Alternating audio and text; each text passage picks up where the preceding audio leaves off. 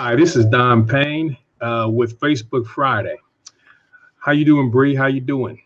Hey, Don. I'm good. How are you? I'm doing fantastic on this nice, warm, sunny Friday. Awesome. I'm glad it is sunny. Thanks for having me again. I do have some more questions for you. Can I ask you? Go ahead.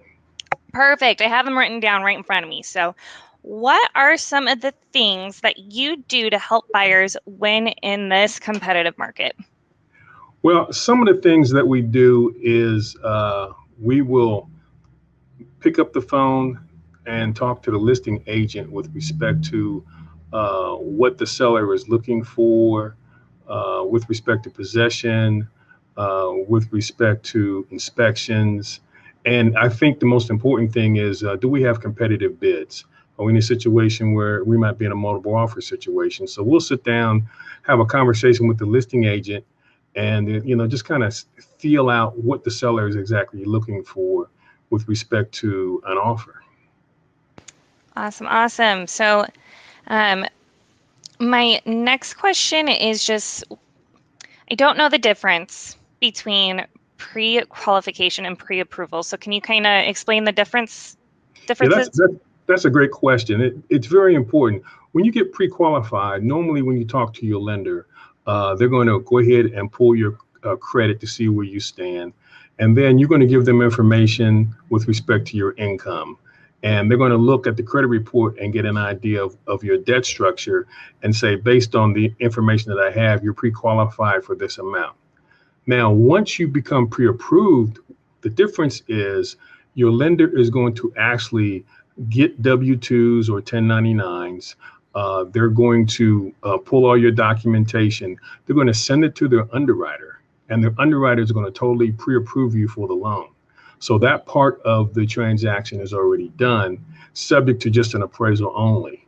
And when you're in a competitive market or when you're in a seller's market like we are now, a pre-approval letter goes a lot further than a pre-qualification letter with respect to getting approved and getting a seller to accept your offer. Awesome. So, say I found a property that I really, really like and I want to move forward with it. What kind of offer should I make on it? Well, we need to sit down and take a look at the market stats, take a look at the comparative sales in the property. But right now in the Columbus, Ohio market, properties in the month of April are selling at 98.2% list price to sell price. So with that being said, you basically are going to have to put an offer together pretty much at list price. That's if there's no competition with respect to competitive bids. Another thing that you're going to need to do is, if at all possible, not have any concessions in there. You can also shorten the inspection period time. A lot of times 10 days is usually the norm, but if you make that shorter, the seller knows that you're going to take a look at the property and make a decision quickly with respect to if you want to move forward. Another thing that you can do is put a strong earnest money deposit down. A lot of times, people put $500, $1,000 down. But if you can put a stronger amount of money, that's going to let the seller know that you've got a serious vested interest in this property and that you really want to make it happen.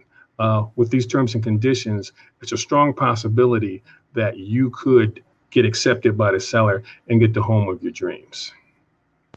Awesome. So, if I have any more questions for you or just want to meet with you and talk more about this, how do I get a hold of you? You can get a hold of me at area code 614-447-3175 or at visionrealty.com, or you can email me at donaldpayne@visionrealty.com. Perfect. Awesome. Well, thank you so much again for having me on and asking you a bunch of questions again. All right, you're welcome. Have a Enjoy good your day. day. You too. Thanks. Bye. Bye.